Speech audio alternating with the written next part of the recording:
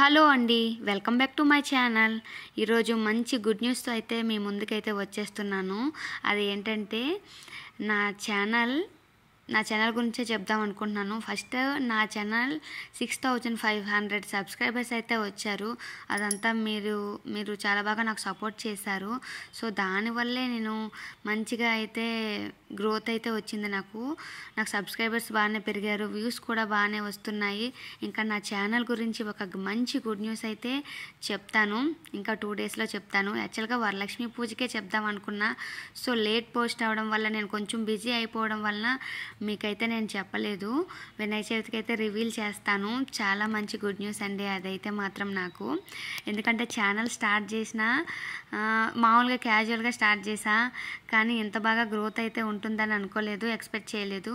చాలా thank you very much అందరికీ, మా సబ్స్క్రైబర్స్ అందరికీ కూడా చాలా థ్యాంక్ యూ. నా వీడియో నచ్చినా నచ్చకపోయినా చాలా బాగా మెయింటైన్ చేస్తున్నారు, చూస్తున్నారు. సో ఇంకా చేయాలనిపిస్తుంది మీ వల్ల. సో నేనైతే వీడియోలోకి వచ్చేస్తాను. నేను వరలక్ష్మి పూజ అయితే నాకు చాలా ఇష్టం కదా. సో ఈ ఇయర్ నాకు వరలక్ష్మీదేవి పూజలు సరిగా సెట్ కాలేదు. కానీ ఒక టూ వీక్స్ అయింది, నాకు 4 వీక్స్ అవుతుంది. యాక్చువల్గా మా ఫ్యామిలీలో చిన్న మైళ్ళు అలాంటివి రావడం వలన నేను 2 వారాలు పూజలు చేయలేకపోయాను. కానీ ఇంకా 2 వారాలు అయితే చేసుకున్నాను. సో లాస్ట్ వారం పూజ అయితే ఇది ముందుగా ప్రిపేర్ చేసుకుంటున్నాను. సో తాంబూలం ఇవ్వడానికి బ్లౌజులు అయితే రెడీ చేసి పెట్టుకున్నాను. అదైతే ముందు రోజు నేను స్నానం చేసుకున్నట్టు నాకు అసలు జర్నీ చాలా ఇబ్బంది అయిపోయింది. హైదరాబాద్ నుంచి ఊరు వెళ్ళడం, ఊర్లో పూజ, పెళ్ళి, చాలా హడావిడి అయిపోయింది. కానీ నిద్ర లేకపోయినా పర్లేదు, కానీ లాస్ట్ వీక్ అయినా పూజ చక్కగా చేసుకోవాలని చెప్పి నేనైతే రెడీ చేసి పెట్టుకున్నా. ఇంకా ఇగోండి, నేనైతే మామిడాకులతో ముందే తోరణాలు రెడీ చేసుకుని ఇవన్నీ ముందే వరలక్ష్మీదేవికి ముందే ఇంకా 1 అవర్ ఇంకా మనం పూజ చేసుకోవాలి అనుకుంటే మనం 1 వీక్ నుంచి ప్రిపేర్ అవుతాం కదా. సో నాకైతే ప్రిపరేషన్కి టైం కూడా లేదు.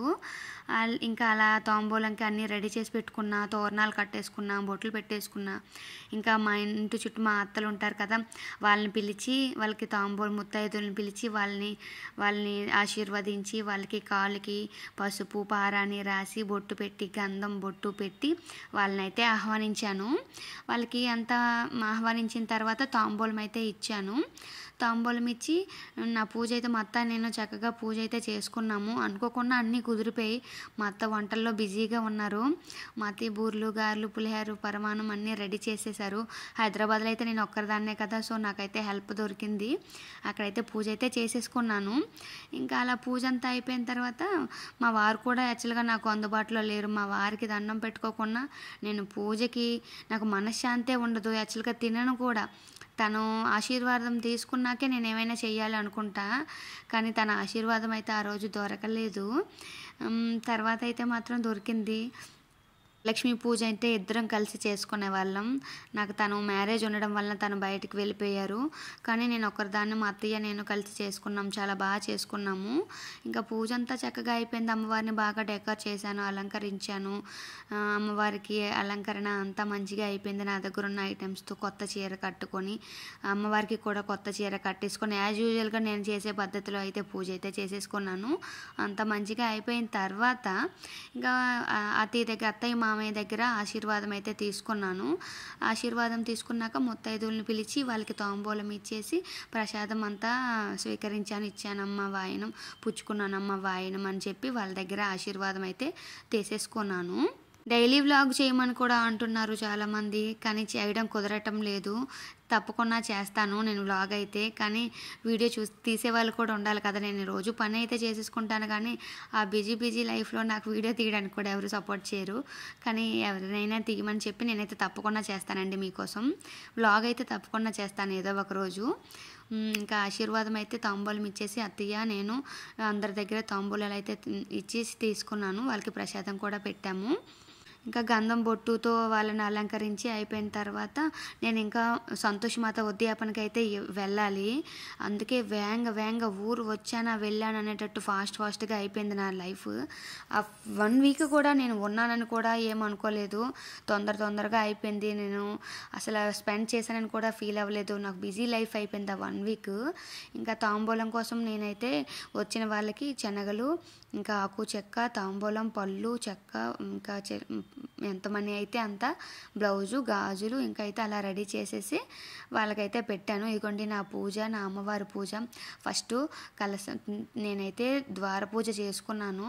అయిపోయిన తర్వాత అమ్మవారికి కాసు ఇంకా పసుపు కొమ్మతో తాడు కట్టి ఇంకా ఇంకా అన్నీ సర్దేసుకొని ఇంకా దీపం పెట్టుకొని కలశం అయితే ఫస్ట్ పెట్టేసుకున్నాను. కలశం పూజ అయిపోయిన తర్వాత కుంకుమ పూజ చేసుకున్నాను. ఫస్ట్ అయితే వినాయకుడి పూజ తర్వాత యాజ్ యూజువల్గా 1 by 1 ప్రాసెస్ అయితే అవుతుంది కదా. అలా అయిపోయిన తర్వాత పటము కలశం అయితే అలవాటు. సో మా అత్తయ్య గారు నేనైతే విగ్రహం పెట్టుకోవడం నాకు పెళ్ళైన తర్వాత ఇవి స్టార్ట్ చేసిన. నాకు పెళ్ళి ముందు నుంచి అలవాటు, ఇక్కడికి వచ్చినాక ఇలా స్టార్ట్ చేసాం. మేమైతే ఇలా చేసుకున్నాం మా ముగ్గురం కలిసి పూజ అయితే. తాంబూలం ఇంకా పళ్ళు అన్నీ అయిపోయిన తర్వాత వేగంగా పూజ అయితే అయిపోవాలి. మార్నింగ్ 9కే అయిపోవాలని అయితే నా టార్గెట్. ఎందుకంటే మార్నింగ్ పూజ తొందరగా అయిపోతేనే కదా నేను సంతోషమాత ఉద్యాపనకి వెళ్ళాలి. యాక్చువల్గా ఉద్యాపనకి బుకింగ్లు ఉంటాయి. ఆయన అయితే 12కి రమ్మన్నారు పంతులు గారు. నేను 12 అయ్యేసరికి వెళ్ళాలంటే ఇక్కడ నుంచి 1.5 hour 1 hour జర్నీ ఉంటుంది. సో ఒక 3-4 బస్సులు అయితే మారాలి. ఇంకా అక్కడి నుంచి వెళ్ళాలంటే నాకు కొంచెం కష్టమే కదా. సో తొందరగా పూజ అయిపోవాలి. అందరూ పొలానికి కూడా వెళ్ళిపోతారు, వాళ్ళకి తాంబూలం ఇచ్చేయాలి. వాళ్ళకి ఇచ్చేసి నేను వేగంగా వెళ్ళాలి అని చెప్పి ఇంకా అమ్మవారి ఉద్యాపన నాకు ఇదే దొరికింది ఛాన్స్. ఇలాంటప్పుడే శుక్రవారం వచ్చింది. సో నాకు ఇంకా ఏ ఇబ్బంది లేదు, ఉద్యాపనకి వెళ్ళిపోవాలని చెప్పి నేను 11-10కి అయితే 10కి పూజ అయితే కంప్లీట్ అయిపోయింది. మొత్తం అన్ని ప్రాసెస్ అంతా అయిపోయింది. చూసారా నా కుంకుమ పూజ ఇది 108 పువ్వులతో పూజ అయితే చేసేసుకున్నాను. కుంకుమ పూజ, గౌరీదేవి పూజ కూడా చేసేసుకున్నాను. అయిపోయిన గంధము గౌరీదేవి పూజ, ఇది లక్ష్మీ గణపతి, ఇంకా కుంకుమ పూజ, గౌరీ తల్లి పూజ, ఇంకా కలశం పూజ, ఇంకా పైసలు నాకు అనుకోకుండా చిల్లర పైసలు అన్నీ వెంటనే సెట్ అయిపోయాయి. అలాగా పూజ అప్పుడు ఏమీ దొరకలేదని అయితే ఫీల్ అవ్వలేదు. అంతా ఫుల్ ఫ్లెడ్జర్గా పూజ అయితే జరిగిందని నేను సాటిస్ఫై అయితే అయ్యాను. లాస్ట్ మా వారి దీవెనలు దొరకలేదని కొంచెం అనిపించింది. కానీ ఏం లేదు, మంచిగా అత్తమామల దగ్గర మంచిగా దీవెన తీసుకున్నాను, ఆశీర్వాదం తీసుకున్నాను అని అయితే హ్యాపీగా ఫీల్ అయ్యాను. ఇంకా అలా పూజ అంతా అయిపోయిన తర్వాత నేను బొబ్బలు వెళ్ళి ఉద్యాపనలు కూడా చేయాలి కదా. సో ఈ ప్రాసెస్ అంతా అయిపోవాలి. ఇంకా పులుపు ముట్టుకున్నాను కదా, అదంతా మళ్ళీ నీట్గా మళ్ళీ డ్రెస్ మార్చేసుకొని ఇంకా బొబ్బలు వెళ్ళాలి, పూజ చేసుకోవాలని చెప్పి అలా స్టార్ట్ అయితే అయిపోయాను. ఇంకా కుంకుమ పూజ అయిపోయిన తర్వాత వారి అలంకరణకి నా దగ్గర ఏమీ ఐటమ్స్ లేవు, ఏం చెయ్యాలి అని అయితే అనుకున్నాను. ఇంకా మా మామయ్య వాళ్ళ పాప ఒక అమ్మాయి ఉంటే ఆ అమ్మాయికి కొంచెం జ్యువెలరీస్ ఉంటే అలా సెట్ చేసేసాను. అమ్మవారి చీర కూడా నాకు చాలా బాగా నచ్చింది. చూసారా అంచులు కుర్చీలు ఎంత బాగా వచ్చాయో. నాకు అమ్మవారి అలంకరణ చాలా బాగా నచ్చింది.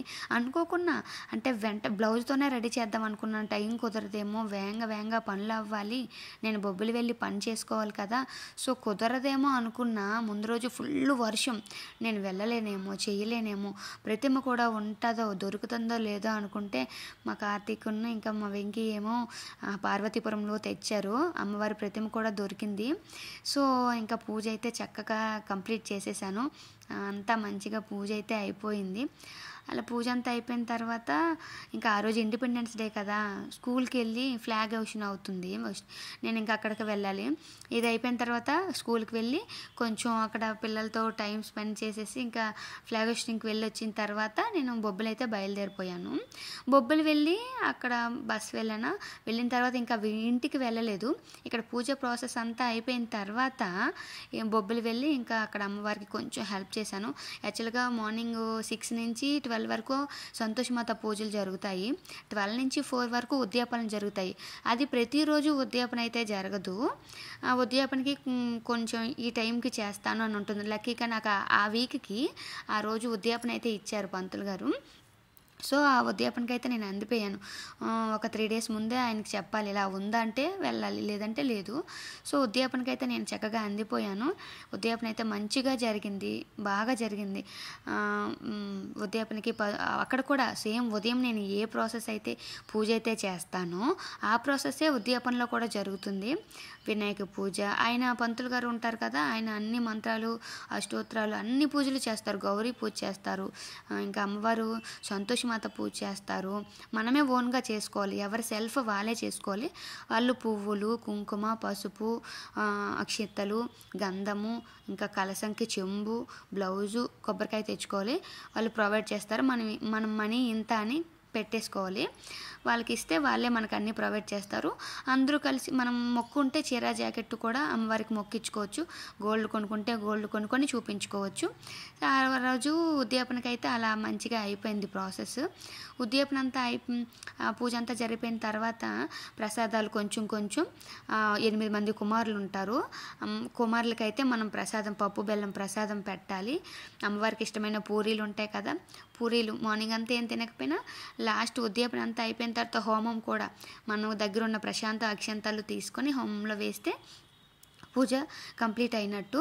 తర్వాత పూజ అయిపోయిన తర్వాత కుంకుమ పూజలన్నీ అయిపోయిన తర్వాత అమ్మవారికి దర్శనం చేసుకొని ఇంకా ఆయన పూజ చేసుకొని కుమారులకి కూడా ప్రసాదం పెట్టేసి పూరీలు ప్రసాదం పెట్టి అమ్మవారికి చాలా ఇష్టం అండి పూరీలు, పప్పు బెల్లం అంటే చాలా ఇష్టం.